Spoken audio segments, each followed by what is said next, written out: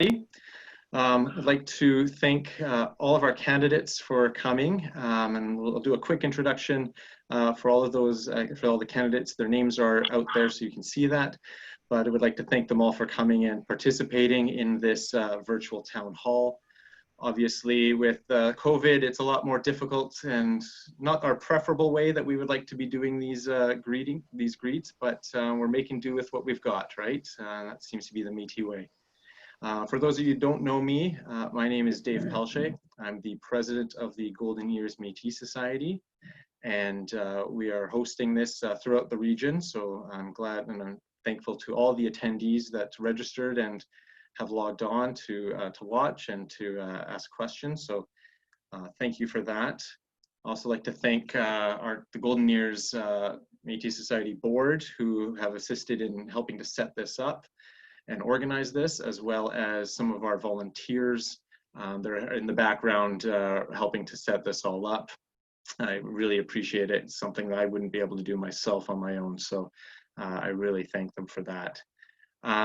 This is being recorded, just so that everyone's aware, and we kind of talked about this a little bit earlier, but just now that it's on the recording, what the plan will be is we'll start with the presidential candidates. We'll go in alphabetical order through the different things. We've got 2 candidates for each position, the MNBC president, MNBC vice president, Métis Women of BC chairperson, Métis Youth BC chairperson, and Region 2 regional director. So we've got some people on, that's great. We've got multiple candidates for the positions, so that's good. As I said, when we're going, we'll ask the candidates that aren't speaking to just turn their video and microphone off. And I'm hoping that no one else is recording. We are recording this, like I said, and we will be sending this out to each of the candidates afterwards so that we can get everyone has this for their records.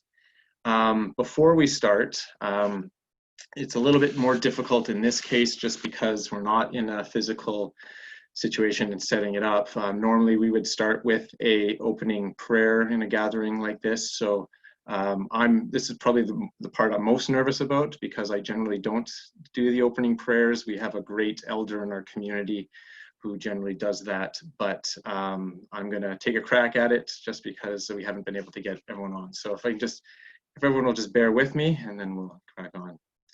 I'd like to thank the Creator for bringing us all here. We may not be together physically, but we are virtually and spiritually. Creator, please guide us, guide our candidates and our leaders, our future leaders, so that their words can reach out to our community members, our citizens, and then allow our citizens to ask our questions of our future leaders. Creator, we thank the people that are helping us get to where we are here today, and we hope and thank you for guiding us to a good event today. Hi, Miigwech, thank you.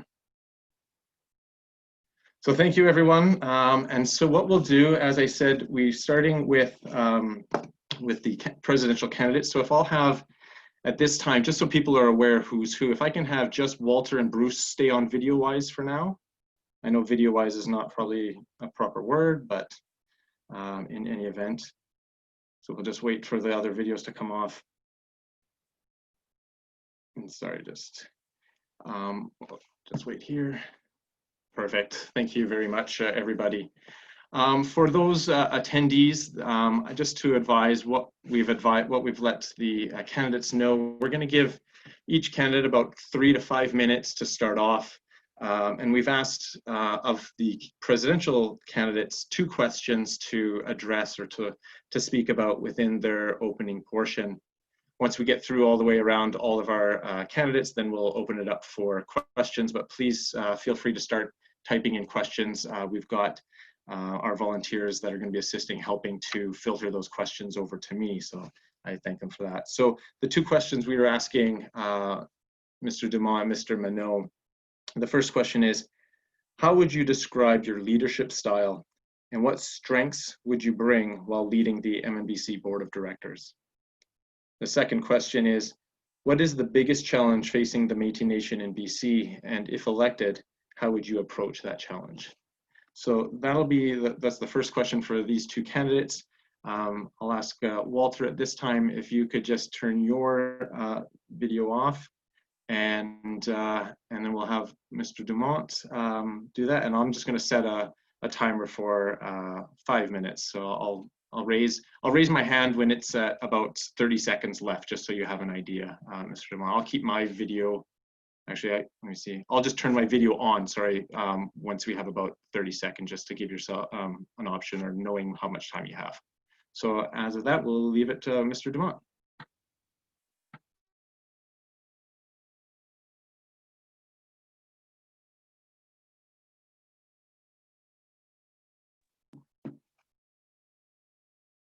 Mr. Dumont, I think we have you muted still.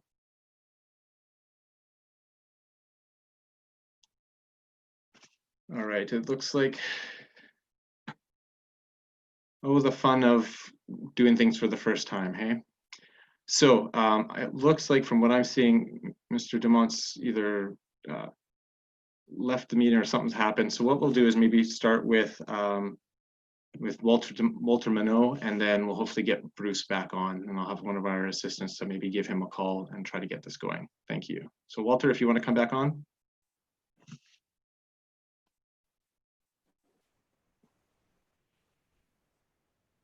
Thank you. Yeah, Walter, when you're ready.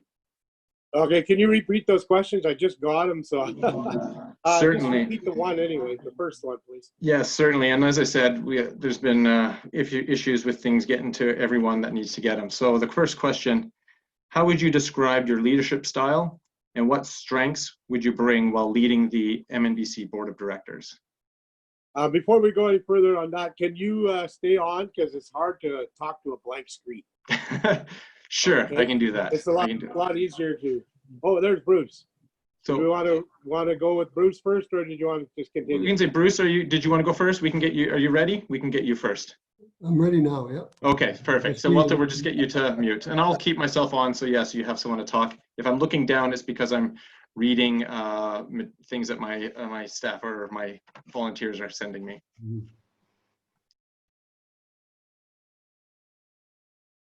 Okay, do you want me to proceed?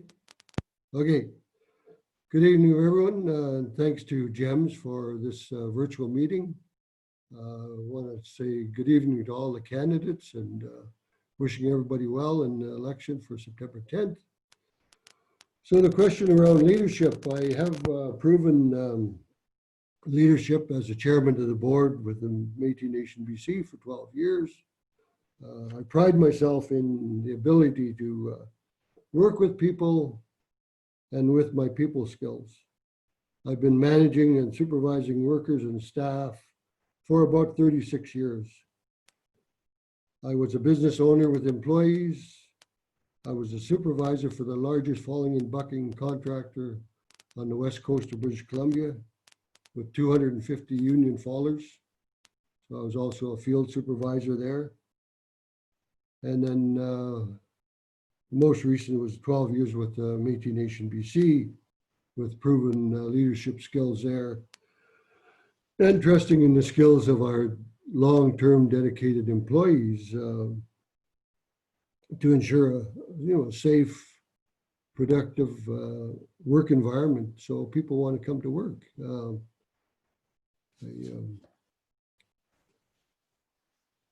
I guess it's just I've never given it any thought about not being a good leader. I've been a good leader for most of my life. Been my own boss for many years. Worked with all nationalities of people, French Canadians, Métis, First Nations people, from every walk of life, and worked all over the province, basically from Duncan to Haida Gwaii, and then with the Métis Nation BC, of course, the 7 regions throughout the province. So, leadership skills, I do have them, and I present very well with them. So, and working with our senior staff, our executive staff, and with the Métis Nation BC. So, I know some of that has changed since I left 4 years ago, but I don't see an issue, but I am a strong leader.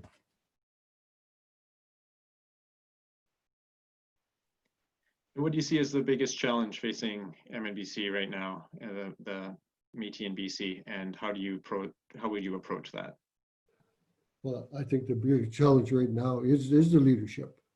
We need someone to lead our nation. You know, we have to bring pride and stabilization back to our nation with strong leadership. We have to have a unified board and with well-informed to make the best decisions possible, and fiscal responsibility with accountability and transparency to our citizens. So, you know, answer the questions that people want answered, which we haven't had in the last few years. And so I think that's really important to be transparent with everything we do with the nation.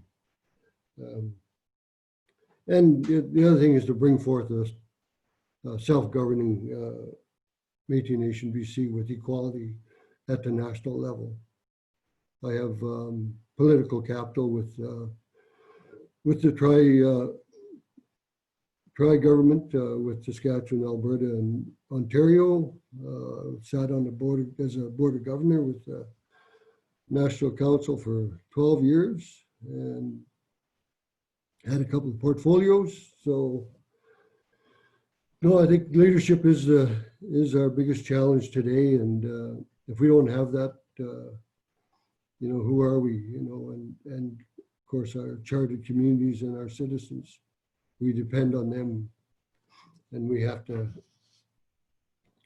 lead by example and have very strong leadership.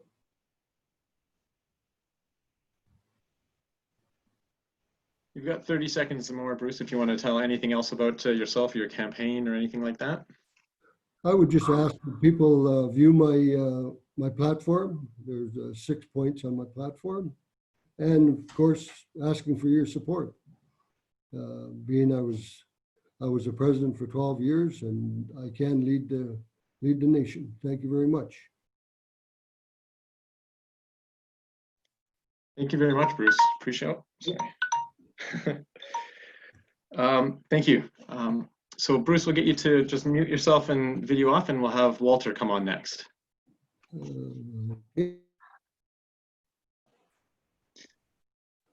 So Walter, whenever you're ready.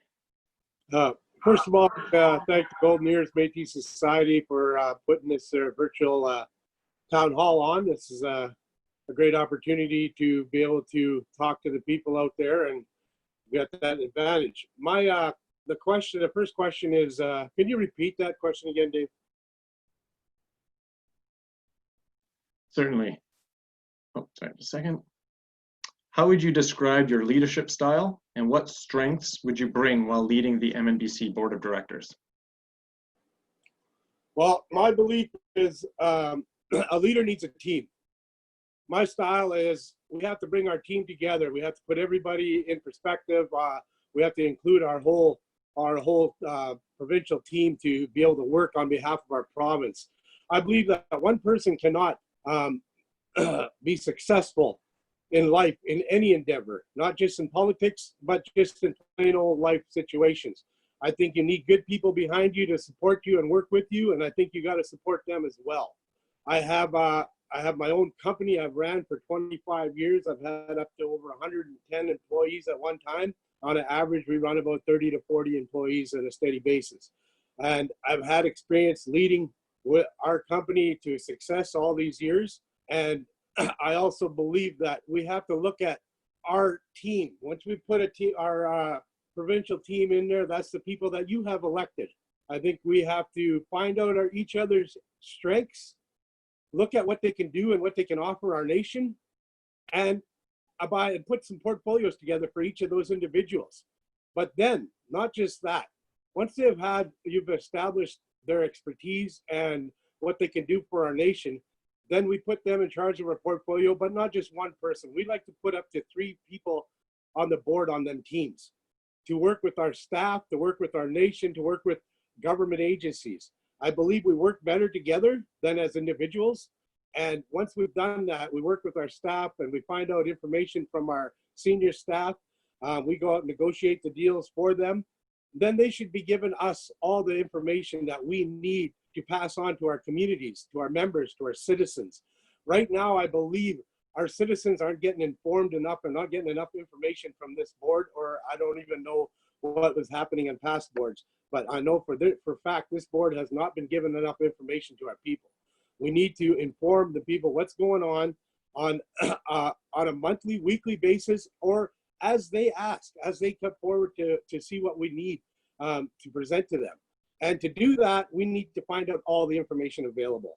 So we have to work with senior staff to find out the stipulations between every project and what we're doing, and how are we going to put them forward to benefit our nation the best possible way we can. And by doing that, by informing our people, we can get information from them, how they could see how we should be moving forward on their behalf. So I believe that we have to include our nation, our people, our communities in our governance structure, and a bigger platform than we have in the past. I think we need more information out there for them to deal with. I know there's been a lot of judgments in the past on what's been happening on provincial and national level, but a lot of that is because of lack of information, I believe.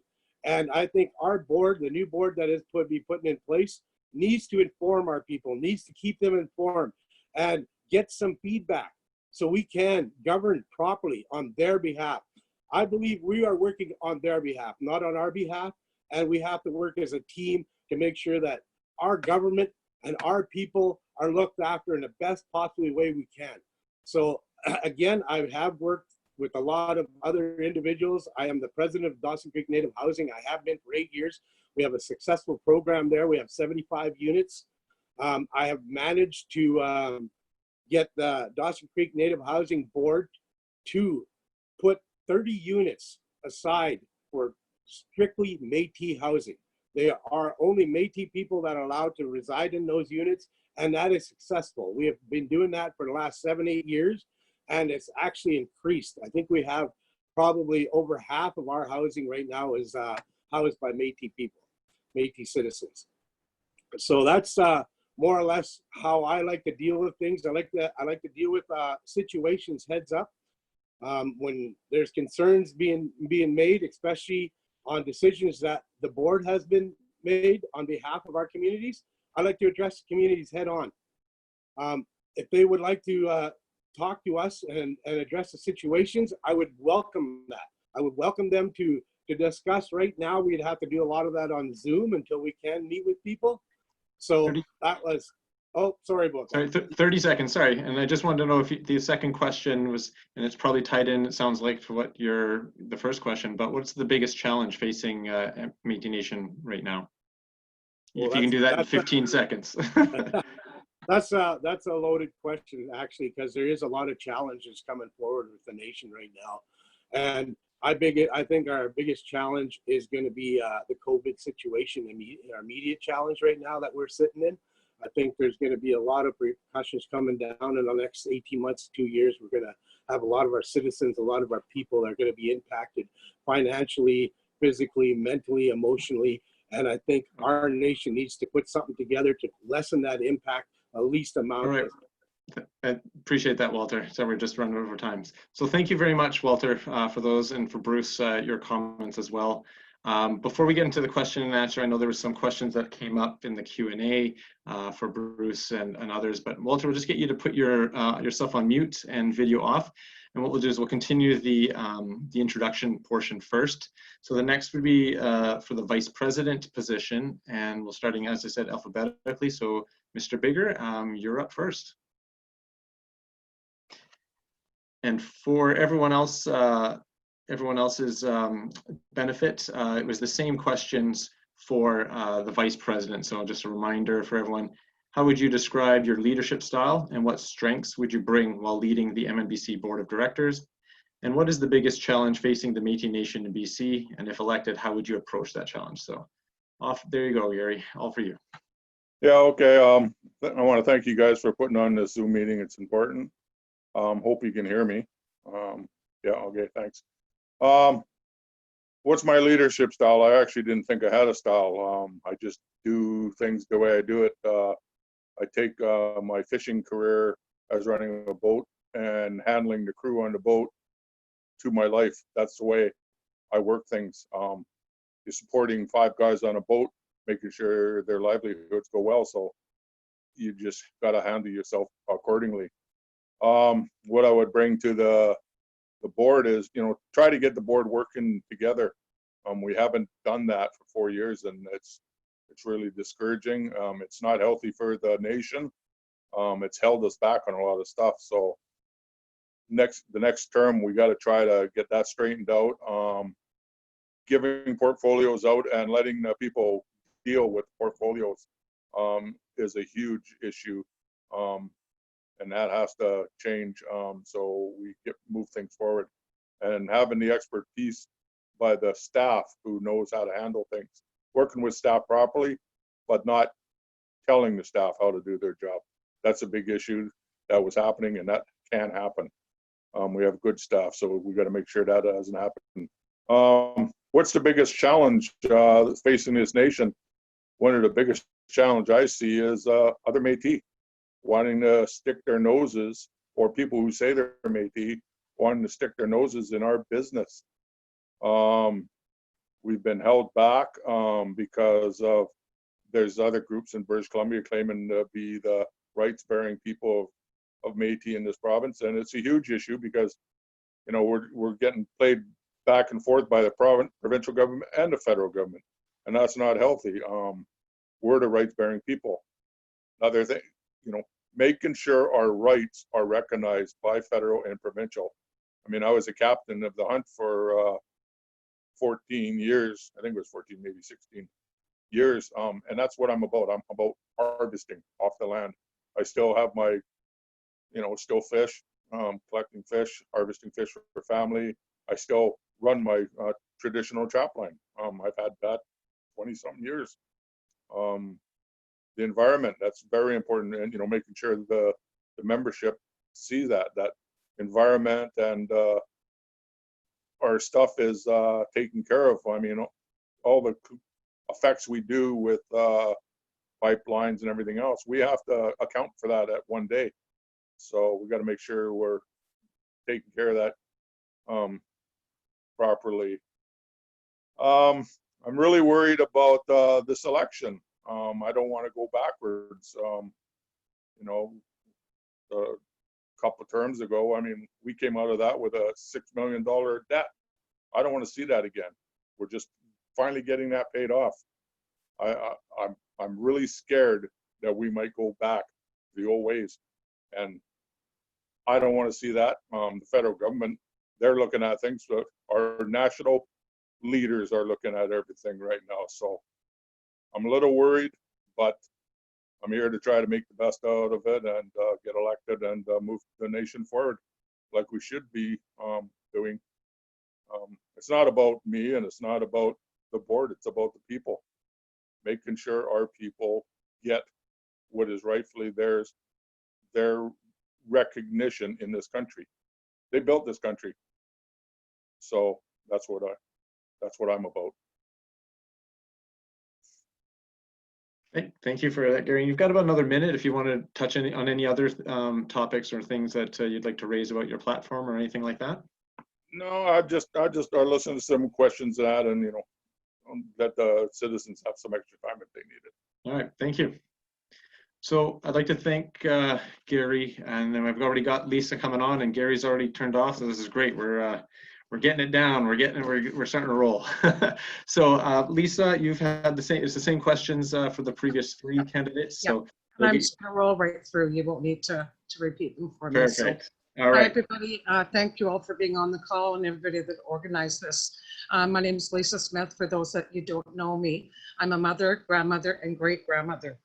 I'm currently the Vice President for the Métis Nation BC, and my ministry portfolios are Justice, Métis Rights, Veterans, and the liaison to the board for the Senate. I have a social worked brief in the University of Victoria. I've worked for the provincial government. I've worked for First Nations. I've been trained by the Justice Institute of BC as an emergency social service director. I believe that my leadership style is a democratic coach style, / coach. Everyone has their say in a democratic leadership style. And we really need to focus on building strengths on each and every board member and highlighting each and every board member as much as we can. We need to work together to build a really strong team. The experience I have 16 years experience in Métis government. My governance, I was a community board member, community vice president, community president before. I'm very passionate about Métis governance, and I'm very knowledgeable about all of our governance issues. And being a past community president, I'm very community minded. I believe in openness, honesty, and transparency. I'm always hardworking, and I'm always prepared for all the meetings I attend. I also believe in accountability and fiscal responsibility. I believe that one of the biggest issues facing our nation today is we need to get a self-governance agreement signed by the federal government. This would enable everything to fall into place, right from our Section 35 Métis rights to some benefits, such as extended health benefits, funding for communities, and would help us build a stronger relationship with our province. We need to find additional funding for our Senate, which this time is very underfunded. Our veterans, the committee has not received funding, and we've had a veterans committee in place for 10 years now. So we do need to advocate strongly for our veterans.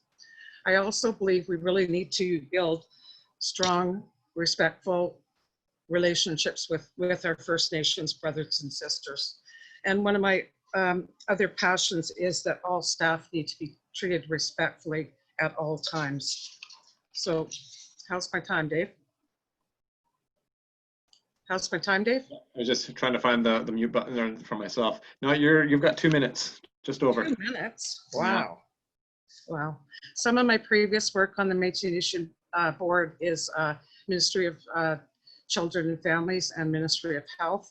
I've been on the board of directors now for 13 years. I'm in my 13th year.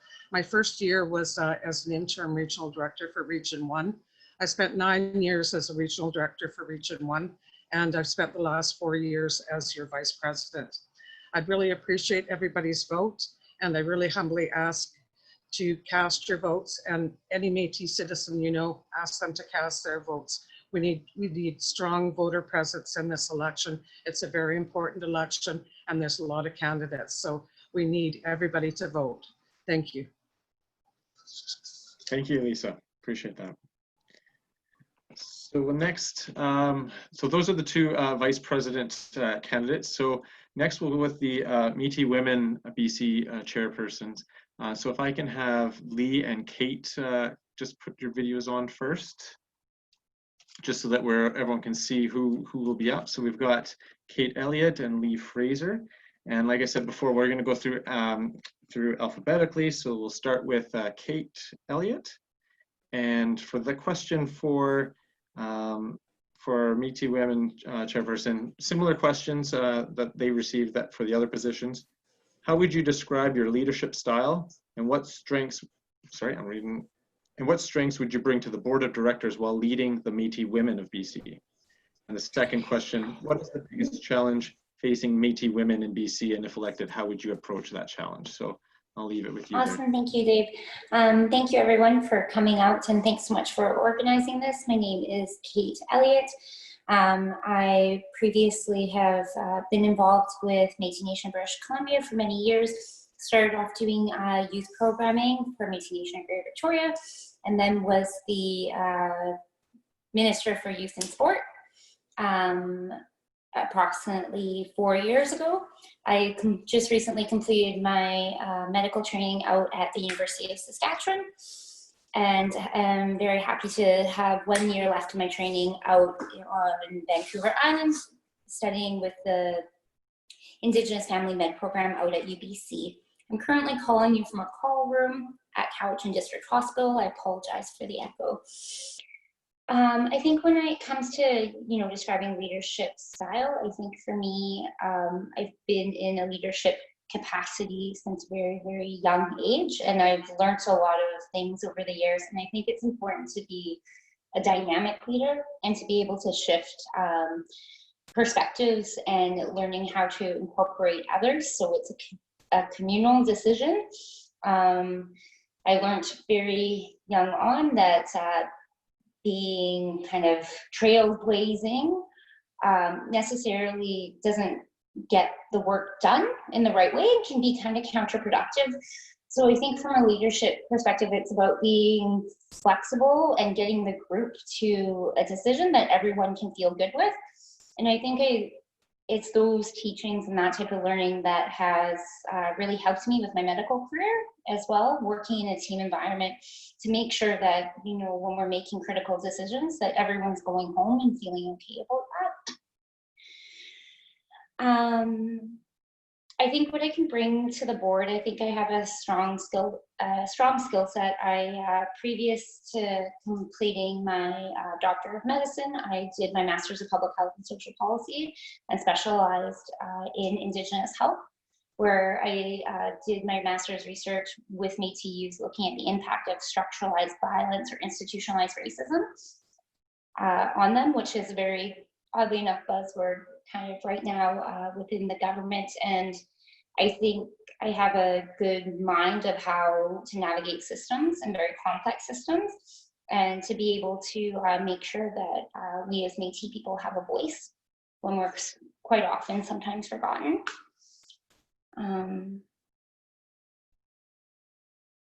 So next question, what are some of the challenges facing Métis women right now? I think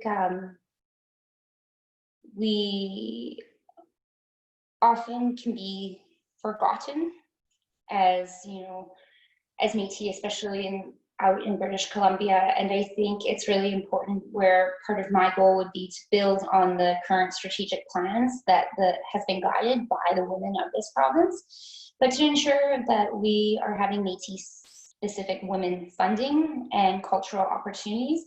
I think for many Métis women in the province, everyone has their own kind of cultural journey and how they circle back to their identity.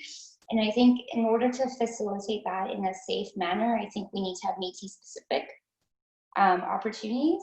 That being said, I think it's important that we build strong relationships and have a voice in the urban Indigenous sector as well, when we're working with provincial government and we're working on the level of First Nations, Métis, and Inuit. I think with other challenges around being the women's rep, I actually think there's so much strength that our Métis women bring to the table. I remember the first couple of amazing mentors I had when I was first getting started in the youth programming, and everyone had 4 jobs and was doing this volunteering, and for once it was like I found people who are like me, who have 4 jobs, kids and a dog and all of that. And it's kind of like, the Métis woman way. We have like tricks of the trades and have lots of different skill sets to, really bring out some strengths. And yeah. So anyways, it's very weird talking to myself, but anyways, thank you everyone so much for listening, and I apologize about the echo, and thank you so much for everyone for sharing. Thank you very much, Kate. Really appreciate that. We'll next have Lee, and we'll have Lee. There we go. And so I'll let Lee, same questions. Hey, first of all, thank you for hosting. That's a really, really great thing to go to all this work and have us all together. For those of you that don't know me, my name's Lee Fraser. I was born and raised in Prince George, and my Métis Ross family roots are in Meadow Lake, Saskatchewan. I live in the Lower Mainland, and I'm a mom and a grandma. And I was the first person in my family to go to university, and I have a Bachelor of Arts in Psychology. I have been volunteering with various Métis Nation groups for about the last 14 years. I started out volunteering on the NOVA board as secretary and community women's rep. And then I've been a regional women's representative for about 12 years. For the past 6 years, I've organized beading and moccasin making workshops through Coastal Health. And I'm really lucky to have so much support from my sisters and my family and my other regional reps. We just completed our strategic plan for the next 5 to 6 years, and I'm really excited to put that forward and hopefully help to complete this work for our women. My leadership style is collaborative teamwork. I believe that every team member is equally important and contributes to the success of the whole board. There's lots of different talents and gifts out there, and it's really nice when everyone can get together and share. And I was really proud that in the MWBC board, nearly all our decisions were made collaboratively and by consensus. And, you know, it's great to have a group that could work together so well. And the strengths that I would bring to the board are good listening skills, my empathy and caring. I'm very dependable, good communicator. I have organizational skills and my passion for the Métis culture and governance. I'm also very willing to learn new things and to be part of a team. As far as challenges, the biggest challenge right now I feel to the Métis women is discrimination and lack of respect. The women need to be part of all policy discussions and issues. The one thing that we can start off with is to make sure that there's a gender-based lens applied to all policy discussions and staff procedures. Communication is key, and while researching for our strategic plan and communicating with women all over BC, we found that the grassroots women want to be heard. They want to get together in safe community space to share stories and to learn more about our culture together. And that feeling of being a part of a strong community is what builds self-respect and respect for all our women. And it's having that sense of belonging to a community that gives us more power and more strength to work for our nation. That's about all I have to say right now. Thank you, Lee. I appreciate those words. Thank you. So next, we have, those are the two candidates for the Métis Women BC chairperson. We'll next have the Métis Youth BC candidates. So we've got Braydi Rice, I just see popped up, and there's Mr. Shaughn Davoren. So we'll start with Shaughn, and I'll just read the questions again. And I know, our apologies, Shaughn got the invitation late. We've had difficulties with emails and everything going out, and same with our attendees. So we thank everyone for their patience and their understanding. For the questions for the youth chairperson, again, similar style. How would you describe your leadership style, and what strengths would you bring to the board of directors while leading the Métis Youth of BC? And what is the biggest challenge facing Métis Youth in BC? And if elected, how would you approach that challenge? So Shaughn, I'll turn it to you. Tansei ki alao, Shaughn Davoren. I'm bringing greetings from the smoking hot silks territory. Well, it's the home of the VDMA. That actually my family started back in 1996. I found that out the other day, so I just wanted to share that with you. You're learning every day. I just want to thank you first for putting this all together. I really appreciate all the work that we've gone through and how much troubleshooting you must have had to go through as well. So I just really, raise my hands to all of you and all of your volunteers. It's really amazing. The first question, talking about my leadership style, I would definitely say that I am a very collaborative person. I really like to see both sides of any debate or any conversation. I think that it's really important to know where other people are coming from, especially the people who think differently than you. I think that that's one of the most important kind of perspectives that you can get to really hammer in your own ideas. I'd say that my strengths are honesty, self-awareness, curiosity. I'm really willing to learn and have been for, the last 7 years in my position as the Region 3 Youth Rep. And I really want to build a strong nation, which segues into the biggest issue facing the youth right now, I personally think, is the lack of youth here, which is demonstrated even in this region where there's no youth who's running for Region 2 Youth Rep, which is kind of, it makes me sad. I've been trying to reach out to many youth. I've actually found youth who are, and I've encouraged them as well to try and run. And in regions 1, 3, 4, 5, and 6, I found people who have said that they're going to run. And then I know that in 3, 4, 5, and 6, they've all put forward their names. So it makes me really happy to kind of, build a province-wide youth network.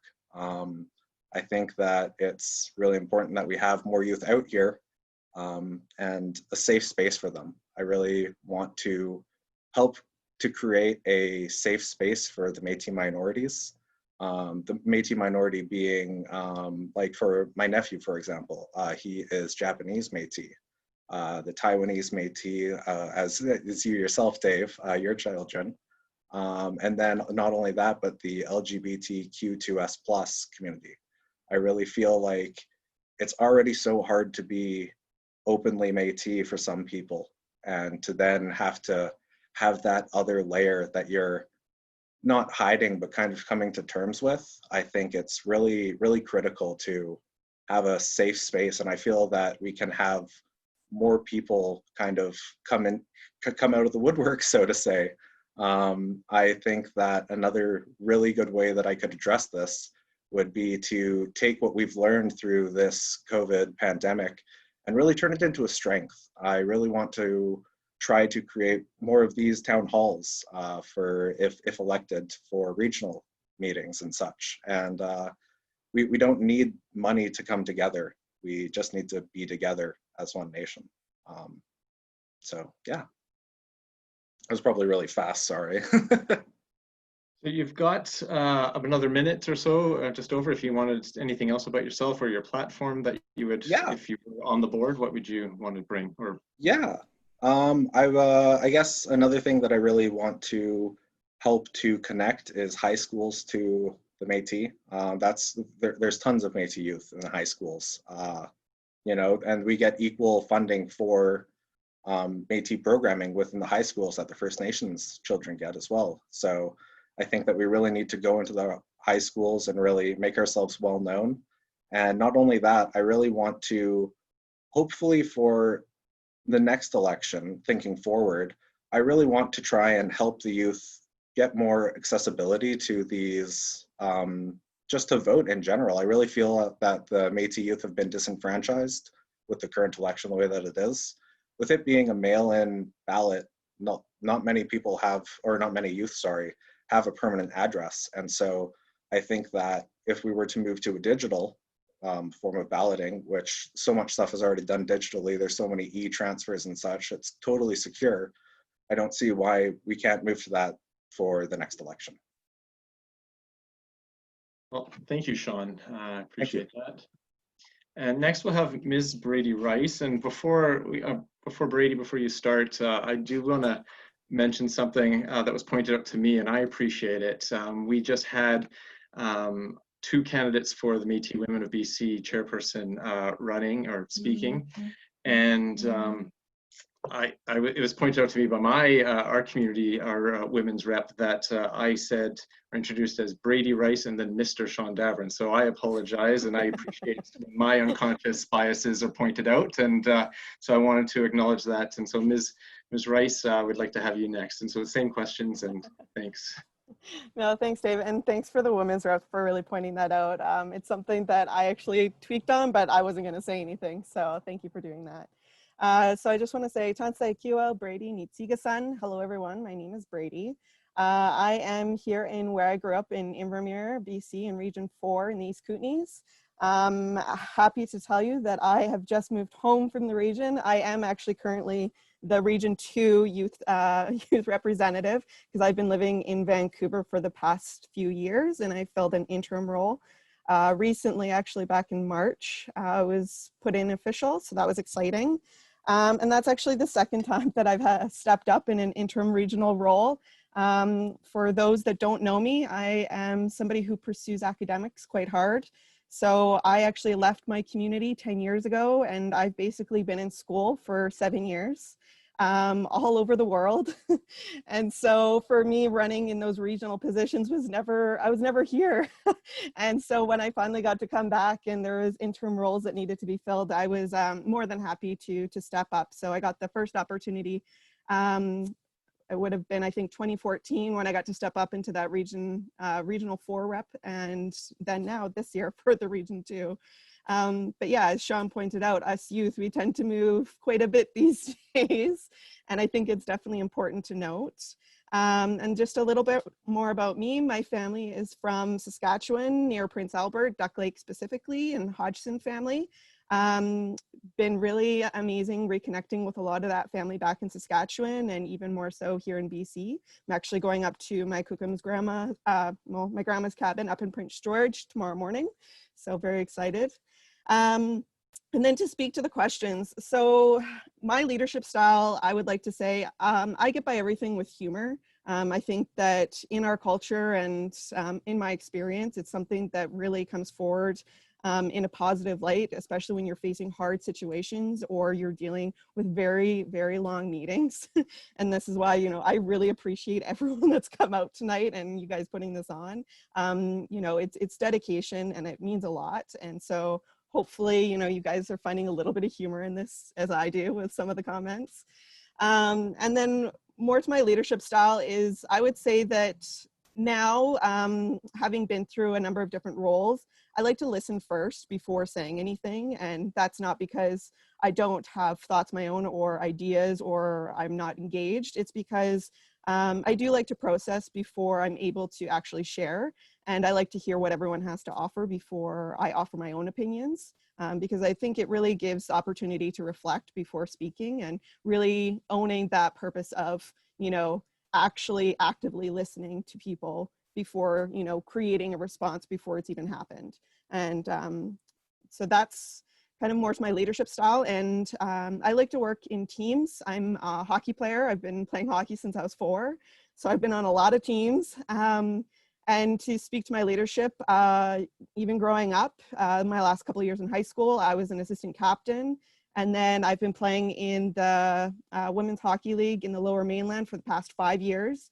And I've been captain and assistant captain for 4 of those 5 years.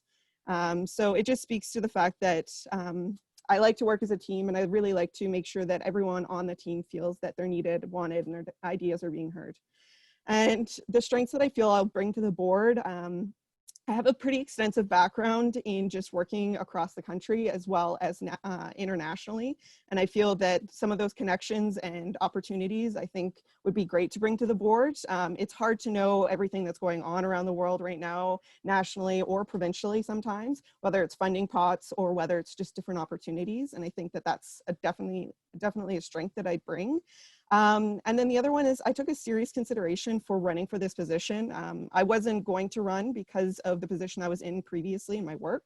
But now that I'm back home and I'm, you know, in a really great position working as a biologist for the Shuswap Indian Band and the Secwepemc Nation, I'm in a position that, you know, I'm supported by the band and by the nation to do this. And yeah, I have the time that really needs to go into this position and the flexibility. So that's one thing that I think is going to be a really big strength. And then for the biggest issue facing our youth today is, I wanted to say, I didn't want to say it's one thing. I do want to say that specifically right now, COVID is exacerbating our youth issues. And this is something that I've experienced chatting with our youth is that, you know, I did have somebody that was going to run for the Region 2 position, and COVID has had a huge impact in mental health, housing, schooling, employment. And so for dealing with this, I really want to basically hopefully create a strategic plan, talking to the presidents and the community youth reps to see what's needed by our community and our community youth, and go about it that way in creating a plan. So yeah, thanks guys. Thank you. Appreciate that. So those are our two candidates, Ms. Braydi Rice and Mr. Shaughn Davoren. And so that leaves us next with our final two candidates. We have, if they can just come on so we can see them. We see Mr. Jaeger, and we'll just wait for Mr. Laboucan so people will know who. And what we'll do is we'll start with Mr. Jaeger, so we can actually just start with that. So Mr. Jaeger, I'm going to, just for everyone's sake, repeat the question. There we have Mr. Laboucan on as well. So the question for you gentlemen, how would you describe your leadership style and what strengths would you bring to the Regional Governance Council? And what is the biggest challenge facing Métis people in Region 2, the Lower Mainland? And if elected, how would you approach that challenge? So 5 minutes, Mr. Jaeger, we'll put it to you. Great, thanks very much, David, and thanks very much to your community for hosting this, and hopefully we're going to get this down and be able to copy this and help other communities as well. So Tansei, bonjour, hello everyone. My name is Louis Jaeger. I'm the president of the Chilliwack Métis Association on Stalo territory. Very proud to say that. I received my master's in business at SFU last year, and I also have a certification in Indigenous governance from the University of Arizona at the Native Nations Institute. I'm currently a sessional instructor for First Nation Studies as well at the University of the Fraser Valley. How would you describe your leadership? I think it's obvious that it would have to be coaching, because I'm an educator after all, and I love being around critical thinkers, and I really like the consider this approach. So I like to offer up in any situations maybe another view of doing things, or just another way of doing things. I want to participate in an environment that is able to unlock people's potentials. I really like that in the classroom as well, and getting people to really think about things and to be able to feel comfortable enough to express their opinion. I believe that good leaders and good leadership help foster and encourage other leaders. That's, I think, is what our nation needs now more than ever, giving people the tools that they need to do the best job possible. It's being a good mentor and seeing that everyone has a role, and there's a role for everyone. What strength do I think I bring to the governance table? It would probably be my business acumen. First of all, I owned a restaurant for 12 years. I had numerous employees, and went back to school in my mid-50s and obtained my master's in business. But I think most of all, it's the relationships that I think I've nurtured within Stalo, as well as municipal governments and regional districts. That goes a long way in getting things done within your communities. Our mayor, Ken Popoff, and myself actually communicate at least once a month, and I sit on the board of Chilliwack Healthier Community. Because I was a Liberal candidate in 2015, I have good relationships with federal ministers as well, including Minister Carolyn Bennett, who actually came out to Chilliwack and helped me open my candidate office. I have an excellent relationship with John Martin, our BC Liberal MLA, even though I'm a BC NDPer. He came to my husband's wedding reception and even helped serve the roast pig. So we all want to get the job done, and the best way forward is by really getting to know one another and working together. So what is the biggest challenges facing Métis people in Region 2? I think the biggest threat to Region 2, and all other regions for that matter, is we're actually losing our culture. I've had numerous conversations with other people who teach culture in Region 2, and you know, it is this watering down. It's being quickly put into schools. Métis culture is not being represented properly, and I think we have some real challenges there, but I think it's definitely something we could focus on all together and get done. I think the biggest challenge is overcoming the sense that we have a government that doesn't care. As a president, it's tough when you can't help someone. It's tough when you have to decide between running programs in your community or paying the rent. I personally feel or don't feel supported, and that's hard for me. I think about all those who fall through the cracks because of the lack of initiatives that are coming out of our nation. And I know we have the money. I know we have the capability, but we're not working together. I feel disheartened when I go into the General Assembly and there's sheer chaos erupting on the floor. We're hustled into rooms where we talk about anything else but the issues that we have to face day to day. There's a lack of transparency and it comes from the top. We don't get answers and sometimes we don't even get a reply as presidents. How would I approach this challenge? By initiating a strong regional governance, not just reporting back and forth, but actually initiating programs brought forward by our communities, by helping develop community comprehensive plans. And that means actually spending time in each community and helping with solutions. Our community needs somewhere to call home, and that's important to people who haven't actually had one. My priority would be NOVA, helping their community feel that they matter, finding out what is missing in the relationship between MNBC and their citizens. We seem to be doing better in our rural communities than our urban ones, and that's something I really want to talk about. Some of the success, is that it? Yeah, that's it. And if my apologies, my doorbell is ringing and my family is self-isolating because they just returned. If you just give me 1 second, I just got to check the door and then we'll start with Mr. Laboucan next. Sorry about that.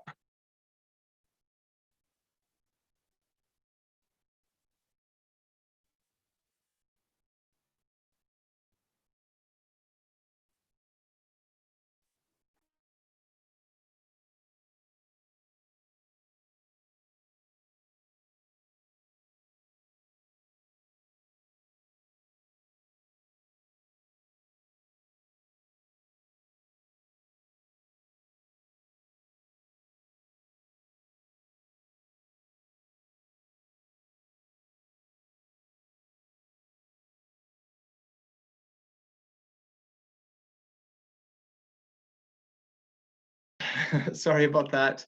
And so next we will have Mr. Laboucan. Sorry, my apologies. We'll get you start right now. Thanks.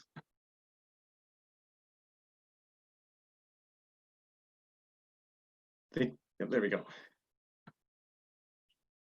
Hello, Tanse, everybody. My name's Leonard Laboucan. You hear me? Yeah. And I have lived most of my life in the Lower Mainland, originally from Northern Alberta. I grew up in the wilderness and by my grandparents, both Métis, and grandfather played the fiddle, and I like to jig.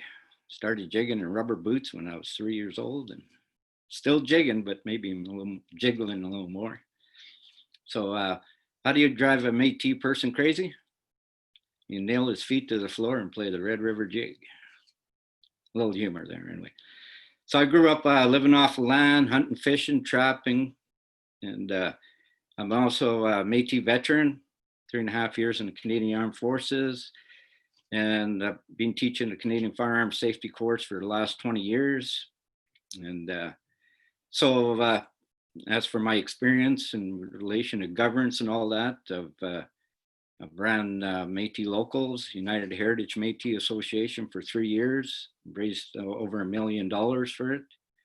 Learned a lot and signed up a lot of members that people that never knew they were Métis or all of a sudden discovered they were Métis.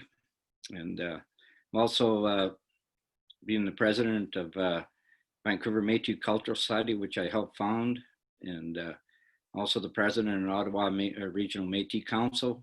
Lived in Ottawa for 3 years. And I've been working for Indigenous organizations for 35 years. I've been executive director of the Métis Provincial Council and also the executive director of the United Native Nations, which are two of the Indigenous governments of British Columbia, the other two being First Nation Summit and Union of BC Indian Chiefs. And I'd like to acknowledge the Musqueam, Squamish, and Tsleil-Waututh territory that we're on, that I'm on, in Vancouver.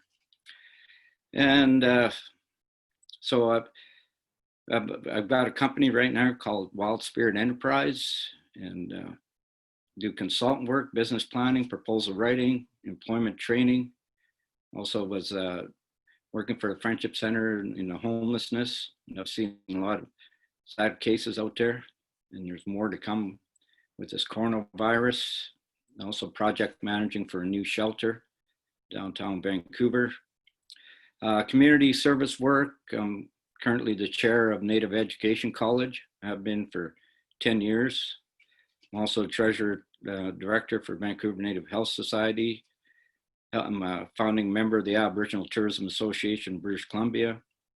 I've sat on a Métis National Council Economic Development Steering Committee, JC's Junior Chamber of Commerce in Prince George, dealing with parliamentary procedures, education, Native Public Administration Diploma, Native Education College, Management Skills for Supervisors 1, 2, 3, CNC College, Program Planning Supervision, Native Enterprise Program, Bookkeeping, Tourism Supervisory, Aboriginal Statistical Training, Computer Training, Project Management with Arizona State University, and I've sat on federal provincial government negotiations. In addition, I've also been involved in the tripartite self-government agreements with both organizations, Métis Provincial Council, United Native Nations, which involved health, justice, economic development, youth, housing, employment, training, governance, and membership.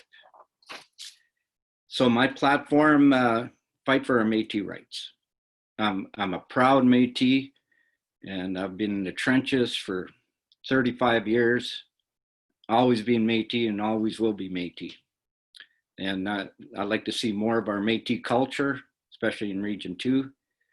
We should actually be acknowledging our Métis artists, like Bev Lambert, and she teaches a lot of jigging and all that, and we need more of that. We need to fight for our elders, housing for homeless people, housing for our elders, health and other situations, unity with MNC and other Métis provinces, help Métis people work as a team with MNBC board, staff, and members, respect, accountability, trust, accessibility, transparency, teamwork, honesty, inclusiveness, fight for our children's future, teach some business planning and training, help out the community locals, and you know, help them write proposals, how to run a Métis charter, and help our youth, you know, teach them survival skills, you know, what to pack when they go out in the wilderness, and you know, how to start a fire, how to, you know, trap for rabbits and snares, and how to skin a moose, elk, deer. Thank you, Mr. Laboucan. We're at our time there. Oh, I'm finished. Okay. Yeah, Thank you very much to the Métis Years Cultural Society for putting this on. Well, thank you. So I want to thank all of the candidates. That's all 10 we've gone through. So at this point, there's been, I believe they're visible to everyone, but I know I've seen a number of questions come in. Some of them kind of overlap, some are to different individuals, but we'll try to just get through as many. I know we've done just about an hour through this, so that's pretty good. The first question I'm going to ask of both Mr. Dumont and Mr. Mineault, and we'll do it in reverse alphabetical order this time, just to kind of keep mixing it up. So we'll have Mr. Mineault first. What are your thoughts on transparency in MNBC governance and including citizen engagement? And we'll try to keep it to about 1.5 minutes so that we can get through more questions. But so, did you catch the question there, Walter? Yeah, I did. I'm strongly support transparency. I believe that our government should be transparent with our communities and our our citizens out there. On this board that we've had now in the past, we've had so many in-camera meetings. I've never been involved in that meeting my whole life. As a leader, I would never, ever do that. I believe that our communities are the people that put us where we're at. And this is who we are working for, our citizens and our communities. So I believe they are entitled to any information that is brought forward that is pertinent to our nation and to our people. So transparency is very important to me. And I think we need to be opened up, and we need to include our communities in a lot of the decisions that are being made, as well as our whole board. Thank you. Thanks, Walter. Mr. Dumont, we'll have you the same question. And Walter will just get you to put your video off and mute yourself. And as soon as Mr. Dumont's on. You hear me? Yep, I can hear you. And just waiting for the video to come up. There we go. Thank you. So Mr. Dumont, same question. What are your thoughts on transparency in MNBC governance, including citizenship engagement? Well, there's been a lot of unanswered questions for the communities and the Métis citizens.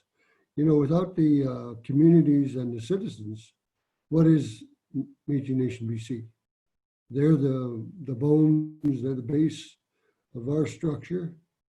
And if we don't treat the communities with respect and the citizens with respect, giving them the answers that they're asking for, you know, we're going down a slippery slope. We need these people. You know, all this is to be well informed, and part of that work is the regional director. The regional director, because he's in that specific region, he'll bring the voice from the citizens to the table, and we can answer those questions at that table, because it is a team effort with the board, and you have to draw on the skills of the regional directors and the board themselves. Thank you. Thank you, Bruce. So the next question will be for the vice president candidates. This will be, so we'll start with Lissa first this time. And this is a question from the Q&A. It was stated towards Gary, but I think it works well toward for both vice president candidates. The question, sorry. The question is, in his statement, Mr. Biggar stated that the board needs to be able to deal with portfolios and that they couldn't for the past 4 years. He was on the board, as was yourself, Ms. Smith. So if you can explain what stopped you from that from happening. I myself did not have that problem. I hold 3 portfolios. I'm the minister of 3 portfolios, and I'm also the liaison for the Senate to the board. I'm very active in my portfolios. I do a lot of work myself. We work very hard. I work together with staff on all of my portfolios. So I've never run across that issue. So thank you. Thank you. And then we'll have Mr. Biggar then to respond to that question. I was Minister of Natural Resources. On that part, I was sat on the Federal Natural Committee, and I also sat on NACASAR, which is the National Aboriginal Council of Species at Risk. One of the issues that we've had trying to move some stuff forward is, you know, it surrounds about rights, and we've been trying to push our rights forward, and we're not being able on that platform yet to move it forward properly. That's a big issue on that file that is holding us up, and without having our rights recognized, you know, we're a service group, and that's not right for our people. So that's one of the portfolios we're having, you know, I see where the problem is. Hope I answered the question. Thank you, Gary. So the next question, next question we'll have for the Métis women candidates.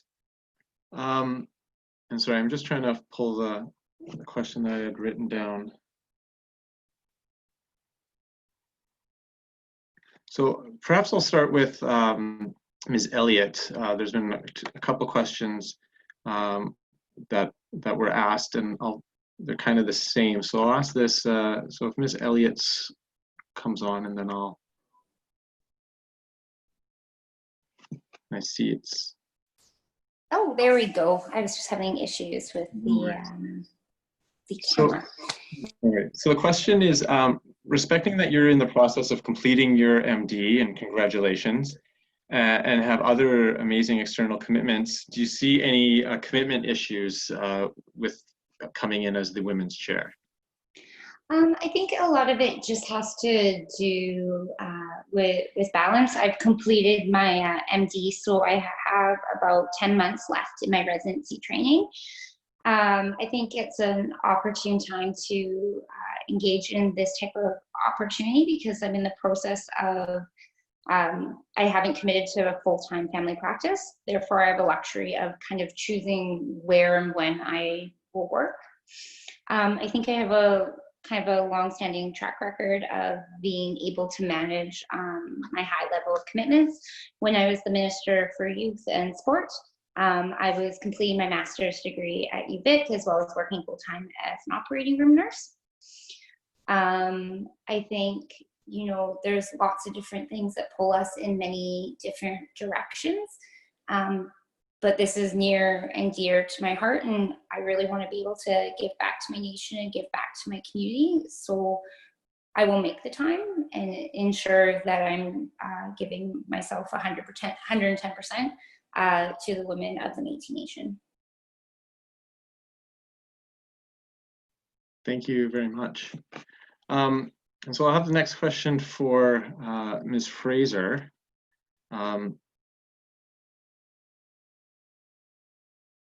And so I'll just wait for Ms. Fraser to come on. It looks like, there we go, great. One question that's coming on, it's not specifically directed per you, but it seems like that's been coming, the questions being raised on a number of people, is regarding racism and some of those issues. And obviously it's coming up in the public, we're seeing with regards to the health industry or with the health and stuff like that. And how would you see your handling the racism issues that are facing, particularly Métis women, obviously, but the Métis in BC? It's a really tough one, isn't it? And it's really in the forefront right now in social media. And I think we need to have like courage to communicate about it. We need to have a space where our people feel safe to come if things happen to them, if they are experiencing racism. And we need to support groups, other groups that might not necessarily be Métis, maybe other Indigenous groups that also we need to stick together and get our faces out there in the public, get ourselves more known so that we're more accepted, get more social support. And it's going to be a long time to sort all this out. I mean, generations probably. So we have to be really open about it and keep the lines of communication open and just support wherever we can. Thank you. I hope other people will speak on that issue as well. I do plan on raising that for sure. Mm-hmm. And the next question, I appreciate your comments there. The next question, and maybe I'll bring that same question to Ms. Rice and Mr. Davoren. We'll start with Ms. Rice. How do you see yourself helping to address some of these racism issues, and particularly with youth within the province? I'm glad this was brought up because, yeah, I agree. It is something that's very prevalent right now. And one of the things I have to say is that a lot of it does come down to personal responsibility. I honestly feel as though, you know, it is not our job for those that are within the BIPOC community to educate everyone else. It is our job to step in when we see racism. And I think that my own personal responsibility in that is always to step up when I see it and to, you know, educate people when that's happening, not to go out and purposely educate. Because again, I think it's a personal responsibility that everyone should be taking on. And I think the greatest part about our youth is that they are taking it on. I'm not sure if you saw those marches where you look at the population and it is our youth that are leading those you know, protests. They're there speaking, and yeah, and so I'm so proud to be a part of that group that is at the forefront of that. And so for me as a youth and being somebody who would, potentially be in that position, it's listening to ideas that our youth have, is there anything going on in their city that they feel that we need to get involved in that active movement? I really encourage those that are passionate about advocacy, especially within this area of racism, I want to help support them and do whatever I can, because, we're all passionate about different things, but I know that we have youth that are passionate about this. So it would be basically to help support them in what they need in that advocacy. Thank you, Ms. Rice. And we'll get Mr. Davoren on next. Same question. Hi there. Oh, I'm a little out of there. I already kind of touched on this a little bit in the Q&A, but I'll definitely go back to it. I think that the most important thing is to kind of have like a two-pronged strike against this racism that we're facing, to be both reactive, but then furthermore to be proactive. I think that the reactive state is for us to all come together. We have the board of directors speak with the committees, the Métis Women's Committees, the Métis Veterans Committee. We need to have full representation to then move forward and create an anti-racism statement to then put out with actionable goals. I think that having actionable goals is really going to be the key point that really helps to hopefully put an end to any of the issues that pop up here and there, and then to then move forward to be proactive. I think that we really need to start mentoring our young youth to get them really interested in governance and such, and to build that really strong identity. Because if you have a strong understanding of self and really know where you come from and know who your family is and who your culture is, a lot of these racist things will just kind of go off like water off a duck's back, so to say. I think that having a strong Métis identity is probably going to be one of the most proactive things that we can do to combat racism. And I think that that is what we should do. Thank you. The next question, I appreciate that, Mr. Davoren. Next question will be for the Region 2 directors, and we'll start with Mr. Laboucan first this time. So once he's up.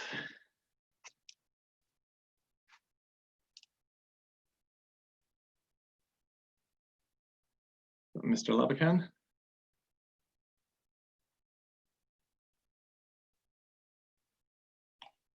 Oh, looks like he's coming on, great. So, Mr. Laboucan, the question I have will be similar to the question that we had from Ms. Elliot. When you were talking about the work, your business, and some of the other positions you hold. Can you discuss how you're going to balance those other commitments you have with your role as a Region 2 director if you were elected? Well, I've got the flexibility right now because I do have my own business, and so, like I'm in control of what I accept and what I don't accept. And so I have the time now. I've taken time to help raise my son. He's 10 years old now, so it's time that Daddy does what he wants to do. And I've always been passionate about our Métis people and our rights. And I try to keep informed about what's going on. And this coronavirus and all that, it's going to take us a long time to recuperate from it. I don't think it's over. I think there's people that are having a hard time out there, including our own people. And I'll try to assist whatever I can. And of course, social distancing. But I'm here, and I really want to help our Métis people. I want to work together with whoever gets elected. I want that accountability. I think now we got some flexibility with funding because we paid off our white elephant over there in Abbotsford. And I hope we don't do mistakes like that again. And accountability. I want to see more communication from the MNBC to the rest of the communities, what's happening. And if people attend meetings, I'd like to see reports. What happened, what transpired, and what were the results? And bring it back to the MNBC, bring it back to your communities, assist the communities. Okay, that's been a really sore point that I've had for a long time, because I went through that without a lot of help from the head office. So that shouldn't happen. People are here, okay, and they need help. And also, while we're talking about that, Yes. Sorry, Mr. Laboucan, sorry, I no, have to. let me finish this, please. Is that Everyone's getting Métis the same amount of people? time.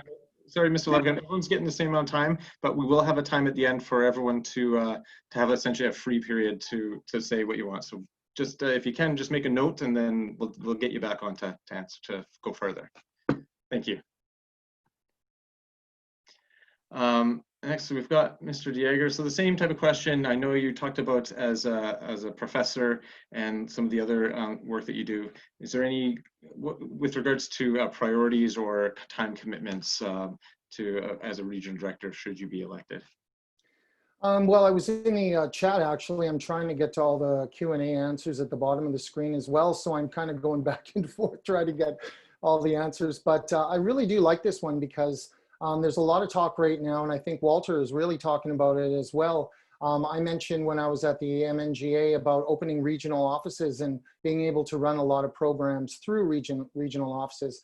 But there is another option that is more cost effective, is actually helping communities in their own community center. So say I would work 2 days out in Chilliwack, and MNBC would actually help supplement some of their rentals, spend a couple days in Abbotsford, maybe a day or two in Surrey. But like I say, Nova really needs the help right now. We have to bring that community and give them a nation that, you know, they want to be part of.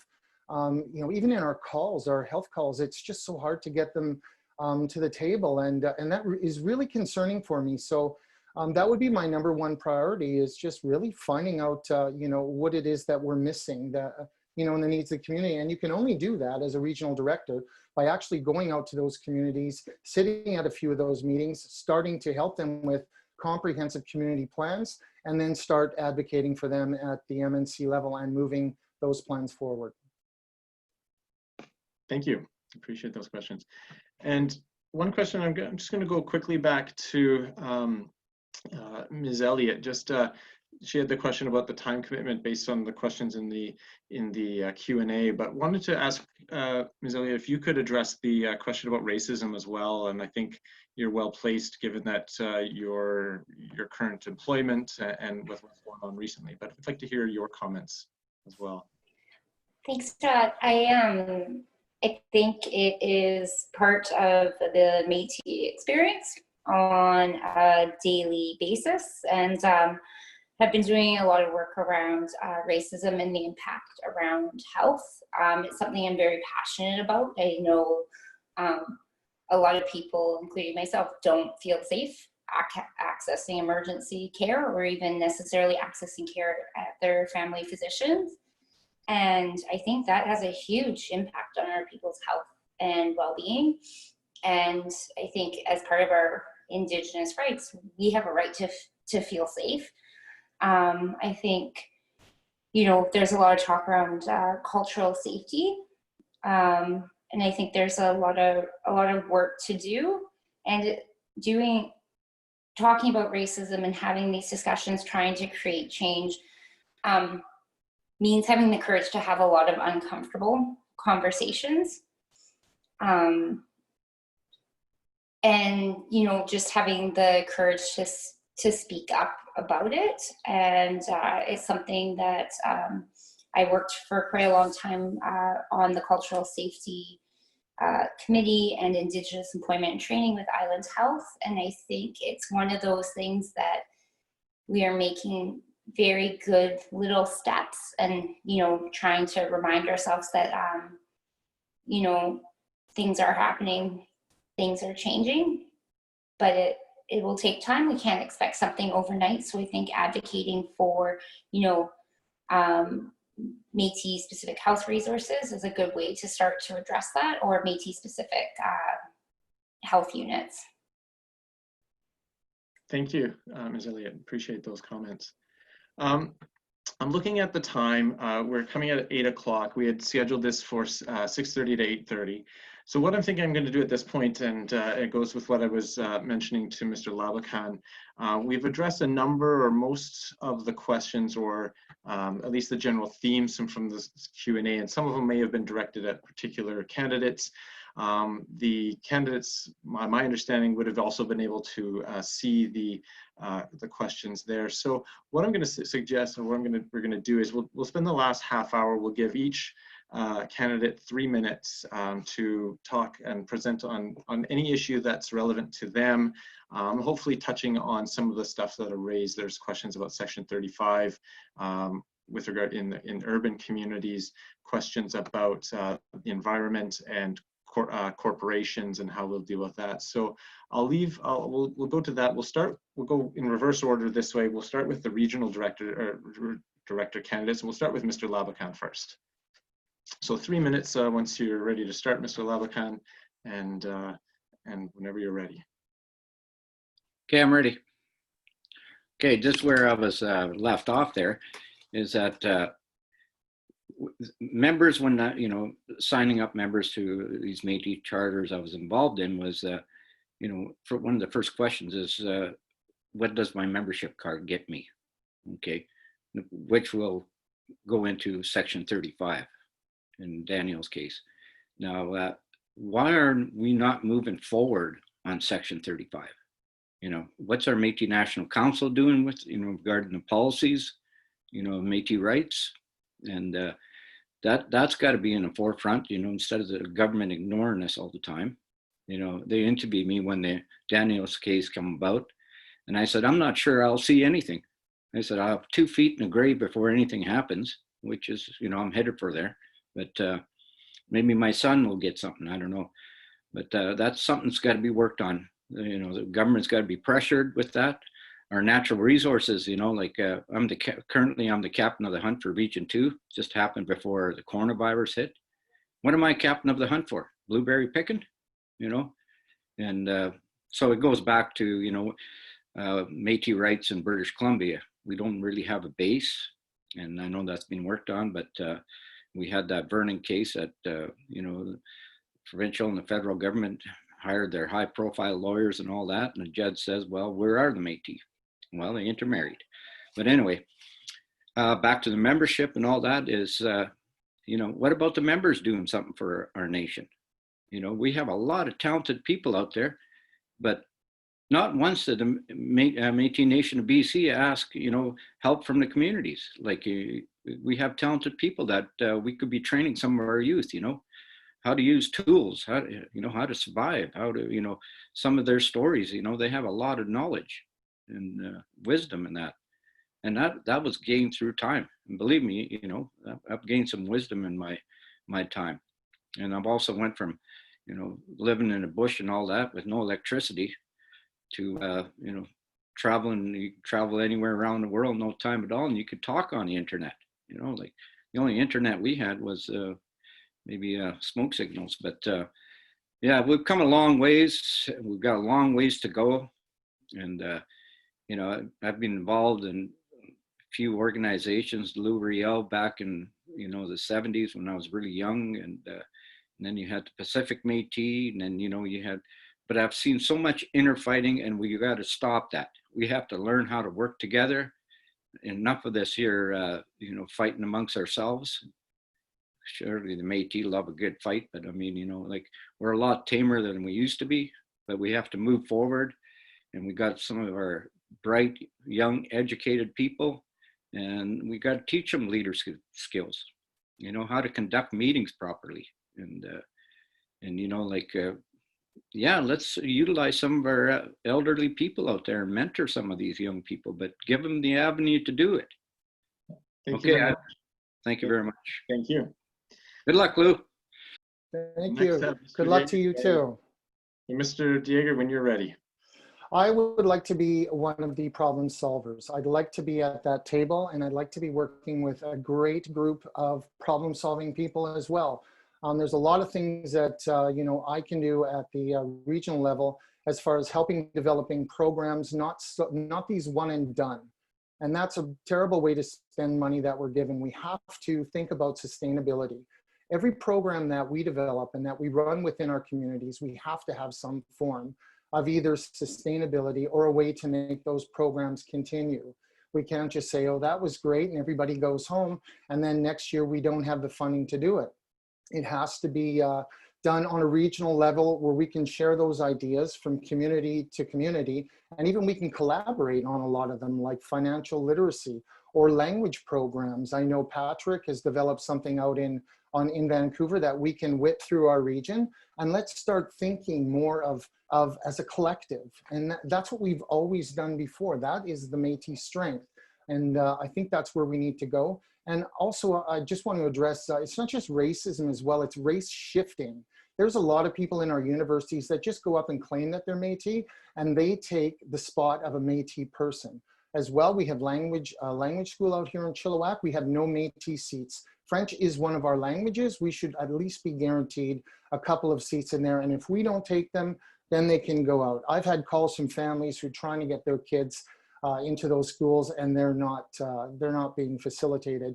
So there's many things that we can do in our community. And I really just want to get down to work with a bunch of really smart people, because I know we have that in our community. We're not reaching our potential, and I want to be one of those people. Please vote for Louis de Jaeger for Region 2. You can go to my Facebook page, Métis Mania, and thanks very much. Thank you very much, Mr. de Jaeger. We'll next have Ms. Rice. So there we go. So whenever you're ready. So Dave, sorry, can you just clarify, this 3 minutes is basically to say whatever we would like to finish off with? Okay, good. Just wanted to clarify. Okay, so for these last 3 minutes, I guess I would just like to be able to say, you know, this position, this youth position is an extremely important one. And one of the things that I've let people know is that I'm not running with anybody. I'm running for this position because of the youth and for the youth. I think this position needs to be for the youth. They need a voice, and that voice needs to be separate from politics. And so I really want people to know that, that, you know, this is for them. This is for no one else. This is to make sure that they have a seat at the table, because all the issues that we've been talking about tonight, they're all youth issues. And the biggest thing in those issues that we're talking about right now is that we inherit those. While, you know, other generations continue to come up, those are still our youth. You know, our youth goes from the age of 30 all the way down to those that are just being born. And that is a huge, huge gap in our, you know, board of directors and level from that community up, because, you know, there's so many voices in there, you know, from the age of 10 up that, you know, have these great ideas and these experiences that they would like to share and contribute to some of these topics that we're talking about tonight. And unfortunately, they get looked at because, you know, they're of a certain age, that they don't have the knowledge or the expertise or the experience to have a valuable contribution.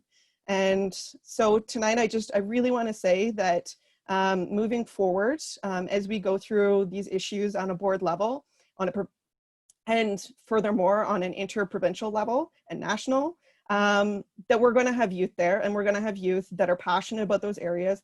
I don't need to be there at something that is in law or something that is in health, because my passion is in the environment. And I am so looking forward to, regardless of this position in this vote, you know, fostering youth in my area to, you know, what they're passionate about, and moving forward with our strategic plan in, you know, fostering those youth groups, of which, you know, we bring together those youth provincially and then nationally to support those passions and make sure that we have our best and brightest passionate youth working in those areas, because we have them.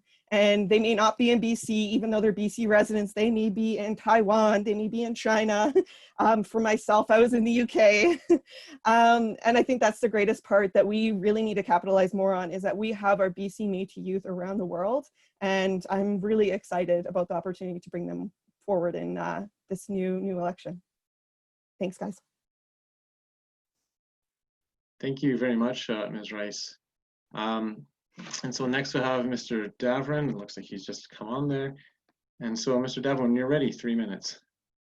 Yeah, I just wanted to start by, thanking all of the other prospective representatives who have spoken and answered these questions. I really think that it really speaks to how much you care about community to come and participate in this town hall. And I just, I really appreciate, and I'm really encouraged. The thing that I really want to kind of end on in my closing notes, I guess, would be to negotiate, we need to be a healthy people. I personally sit on the National Youth Advisory Council for the Mental Health Commission of Canada. And I'm there, saying, where are the Métis in this, and it's just got started this year. So there's nothing really that's come of it, just a lot of, paperwork and that kind of stuff. But I see a lot of really good progress being there, and knowing that there's a Métis voice for a federal program really gives me hope. A number of years ago, I can't tell you how many, there was something that came out through the CMA, Canadian Mental Health Association.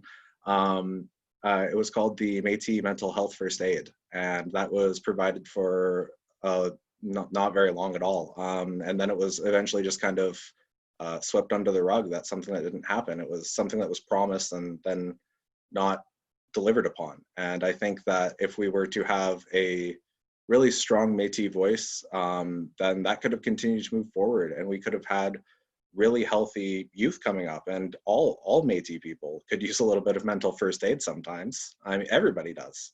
So I really think that I want to have strong connections between all of our people. And I really think that a good way to do that is to connect with our elders, our knowledge keepers, our veterans. That's totally untapped resources, I personally think. Yeah. That's all. Yeah, thanks, Mr. Stafford. Sometimes it takes me a second to find the unmute side for myself, so thank you. Next, we'll have, again, we're going in reverse, so Ms. Fraser, our Métis Women representative candidate.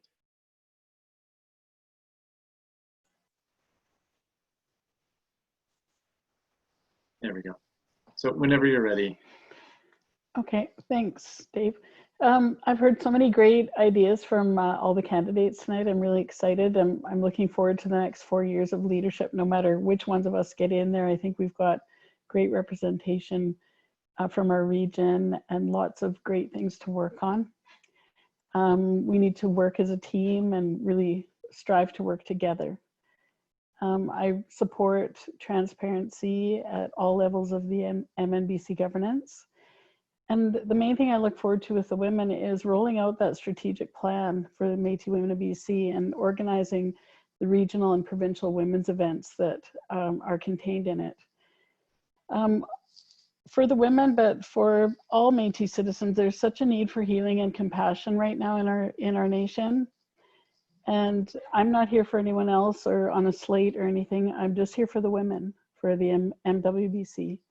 So please consider giving me your vote for provincial chair of the Métis Women of BC. Thank you.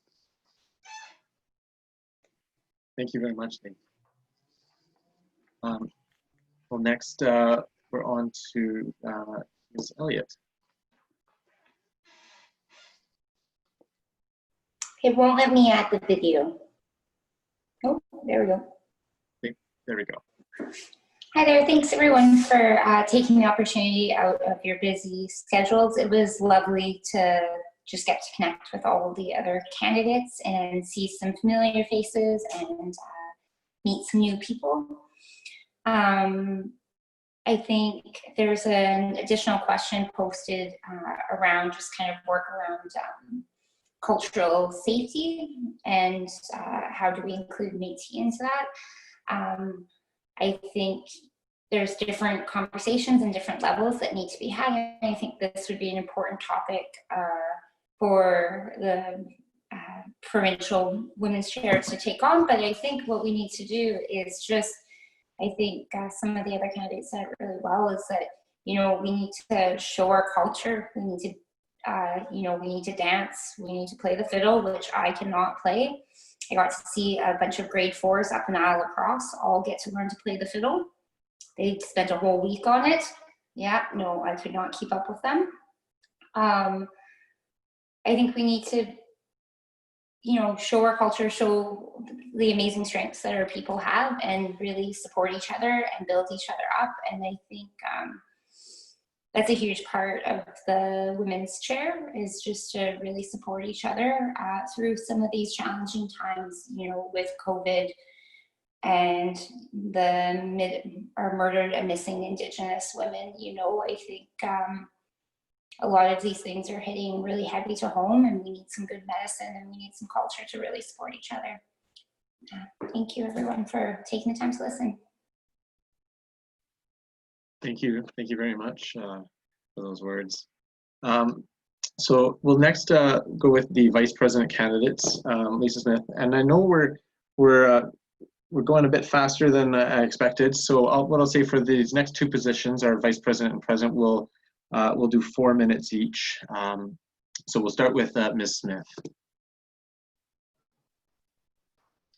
Hi, everybody. I'd also like to thank you all for coming on tonight. I just wanted to touch on the racism issue. I sit on a steering committee for the Human Rights Tribunal, and we've just put forward to the government to request that Indigenous identity be added to the Human Rights Code, and along with social conditioning. And those are two very separate items. But I think that's really good news moving forward. We don't know when that'll go to the legislature floor with what's going on with COVID and with the legislature sittings right now, but it is something positive. I do want to say on that note too, when the provincial government released their BC DRIPA, that's the BC Declaration of Rights of Indigenous People, Métis Nation BC leadership was not present on the floor with the First Nations leaders, and neither was and they weren't invited to be on the floor with the First Nations leadership. So that brings big concerns to me for Métis recognition. And, you know, I find that to be a bit discriminatory. Also on the racism, it was BC, our CEO, that actually broke the news to the press about the racism in the healthcare system. And once again, last week, I saw an announcement on dealing with racism, and by the provincial government, and all the First Nations leadership was there, and there was no Métis leadership there, and I don't believe we were invited. So this is a big issue for Métis people specifically, because we have such diverse, you know, backgrounds, and, you know, so many different things going on. I know when I was hired by the provincial government, I first told my supervisor I was Indigenous. She says, yeah, but you're not a real Indian. You know, so things like that need to stop. So we need to ensure that Métis identity is well known throughout this province, you know, and that would be a big start. And I think this would be a good subject for consultation sessions moving forward when we do have further consultation sessions. So I just really want to thank everybody for your support over the past 4 years. I'm very much looking forward to continuing on in this position if you're all humble enough to vote for me. So I once again want to thank Golden Years Métis Association. You can find me on Facebook at Lissa Dawn Smith. So thank you all. Thank you, Ms. Smith. And so next we'll have Mr. Biggar, 4 minutes for Mr. Biggar once he comes on. So there we go. So whenever you're ready. Yeah, hi. I do want to thank everybody for coming on. These things are busy. As you could probably tell, I'm not the best speaker, but I do get my points across when I have to. It's been great to be sitting on the board for 4 years, but I want to continue in a higher leadership role to get our Section 35 rights move forward faster. A lot of people think they know what Section 35 rights are. They think it's education and housing and dental, but it's not. Section 35 is harvesting off the land. And the reason I know that is Ron Sparrow. He's a Sparrow decision. He's one of my best friends. So I've been fortunate enough to learn that all my life since I grew up with him. like I said before, I'm a harvester still. I have my trap line. I want to move our rights forward. I mean, we have people on the board that are experts on other issues. My issue is harvesting and rights. That's what we are. We've always been harvesters in Canada and moving this country forward, and we got to continue that. So when the election comes out, I hope you vote for me to move our rights forward. They are very important, and it's not for you today. It's for your kids 6 generations from now to make sure their rights are recognized. Like Leonard said, you know, we're almost in the ground now. Hopefully we see something before we do get in there, but we gotta keep fighting. We've been fighting for 150 years. I hope we don't have to fight for another 150 years before our families finally have the right to lift their heads high and stand in this country and say that our rights are finally recognized by the province and the federal government. And I am, for one, I will always be fighting for that. So hopefully on September 10th, I get your support, and see what happens. Thank you. Thank you very much, Mr. Biggar. I'm just noting the time. Like I said, we 8:22 by my computer. So what I'll suggest is we can up to 5 minutes for both Mr. Mineault and Mr. Dumont. We'll have Mr. Mineault first, but I just wanted to raise since we're at the president and this will be our last 2 candidate speakers, there was a question whether or not, the question was whether or not Clara, assuming President Maureen Delcol was invited. Golden Years did reach out to her, but we didn't hear back. So it's too bad, but we are happy with the candidates who we do have. And the next candidate we have coming up is Mr. Mineault. So we'll have 5 minutes for you, Walter, whenever you're ready. Thank you, Dave. I haven't had much time to actually express what I would like to bring forward to our nation.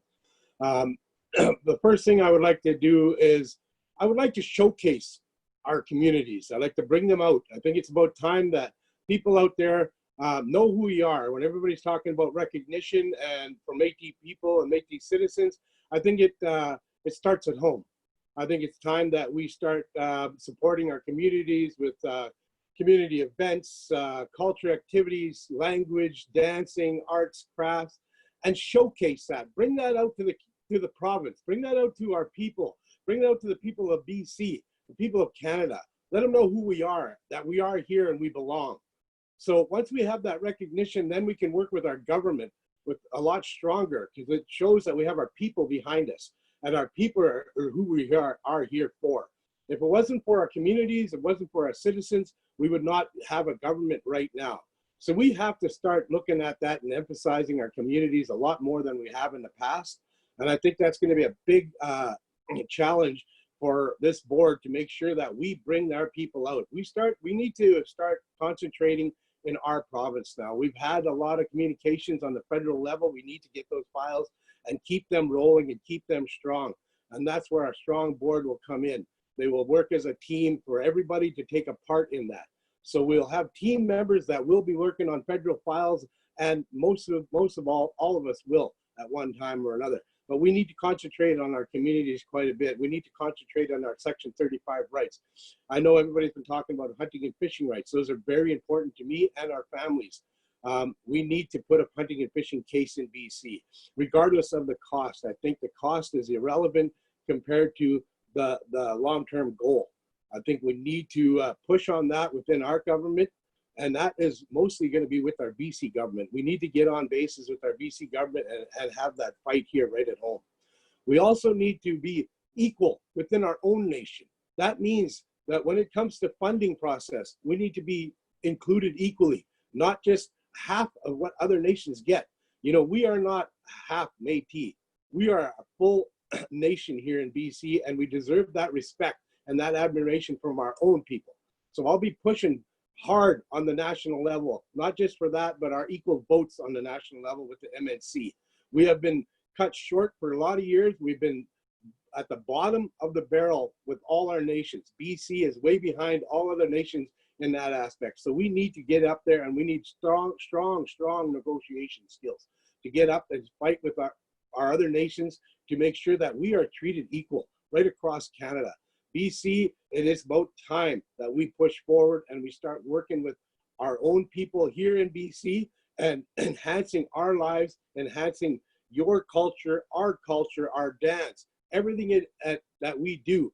We need to bring that out to the public. We need to bring that out to the government eyes, and we need to showcase our communities, and we need to really emphasize on our communities next term. We haven't done it in the past, but it has to be done now. This is our time. We've had the funding available now to be able to work with these communities. So it's about time we start doing that. We need to enhance our housing initiatives. We have a great pile of money right now. I believe it's close to $17 million in our housing account right now, with I believe another $30 million to come in the next 6-7 years. So that is a good start to get our housing initiatives going. We need housing for our seniors. We need housing for our youth. We need housing for our low-income families. We need to push that, to bring that forward, to be able to enhance that. And what I'm looking at is home ownership. I'm not looking at rentals. I'm not looking at this and that. I think when we give our low-income families home ownership, it does bring them up and allows the families to increase their abilities to function within the community. It makes them feel a lot better about themselves, their family life, and makes them a more productive person of the community. And I believe that does help, because it did happen with our family as we were growing up. And just to let everybody know, I have been involved in Métis politics since I've been just a little kid. My dad was one of the very first vice presidents in the early 80s with the Louis Riel Métis Association. And he did emphasize, you guys are not half-breeds. When you go to school, you are Métis. Always be proud to be Métis. So that's where we were raised, and that's the way I always lived. Thank you very much.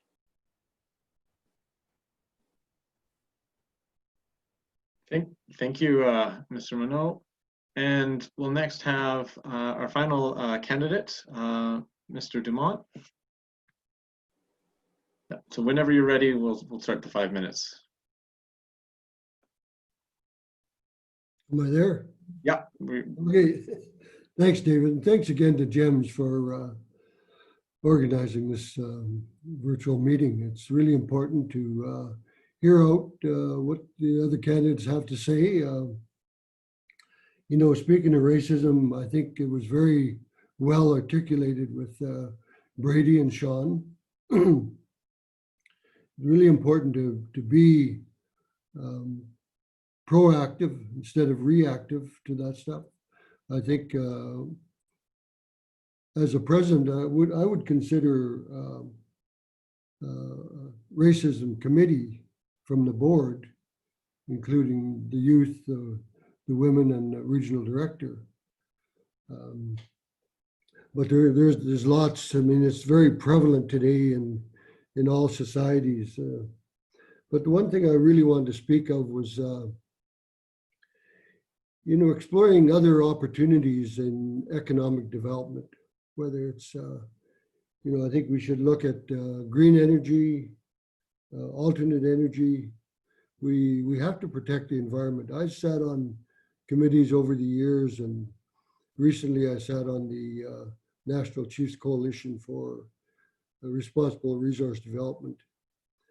And that was primarily funded by the oil and gas industry. And that's kind of gone sideways because of the oil and gas industry. And, you know, we did get some monies out of TransCanada and Enbridge, but I think it's time to explore other issues and think about, you know, what we can do for the environment. We talk about being stewards of the environment, and we have to maintain that. We have to look at all those, explore all those opportunities.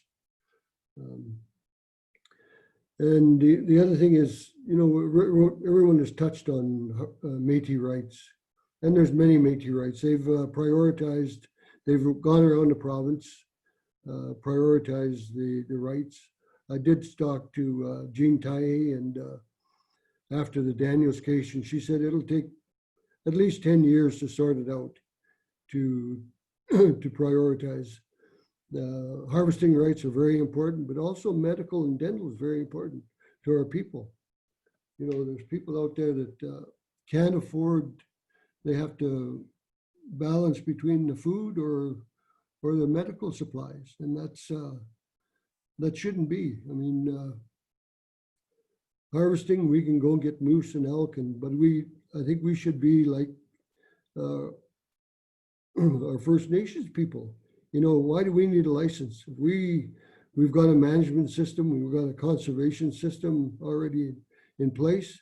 Why should we have to pay for a license? We should be able to go out and harvest for our families and for the needy. But I really want to express that the medical and dental is very important to our people, especially the medical. You know, we have an education program going now, but again, we have to explore other resources or other opportunities for resources, and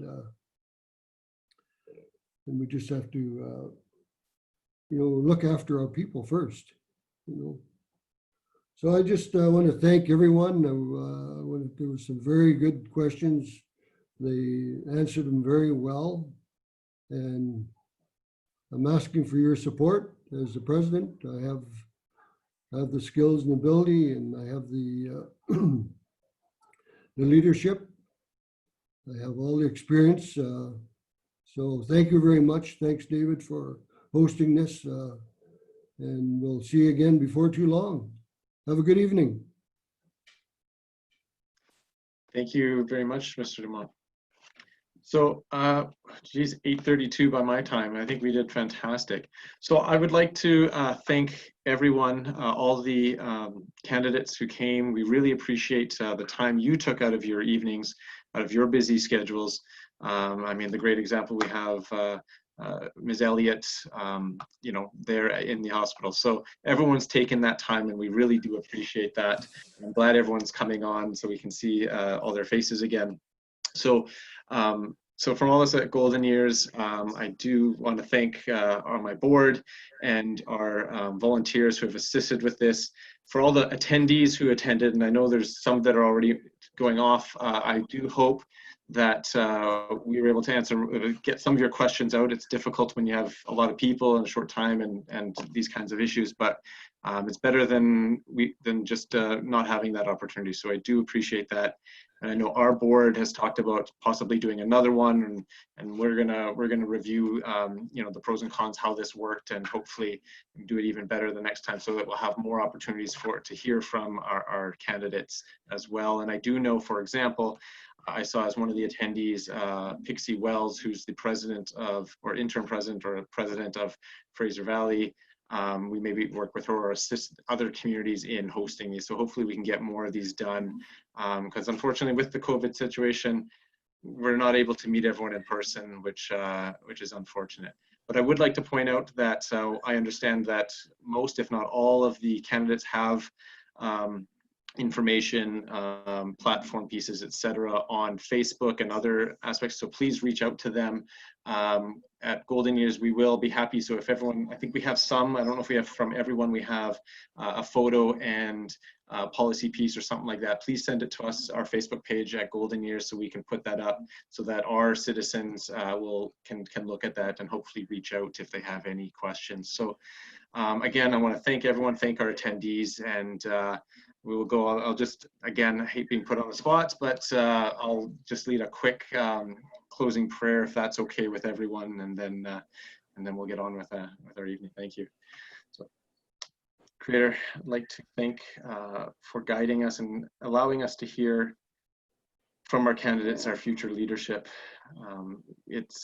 We appreciate their honesty, their opportunity to speak, and guiding us in our vote and our very important decision that we have to make. We saw or heard a lot of great things that are forthcoming, and I really appreciate the opportunity for our citizens and our community members to have an opportunity to ask questions and learn about that. I wish everyone, and I hope the Creator will guide us all back home, which may just be coming in from outside or going into the next room, but we appreciate this, and thank you for the opportunity to meet like this. Thank you, everyone. I appreciate it. And for candidates as well, if you please feel free to email us with any comments you had on the format. This is our first time doing it. We're flying by the seat of our pants a little bit as well. Apologize for any technical issues we've had, sending out invitations, etc. We really appreciate you coming out. So thank you very much.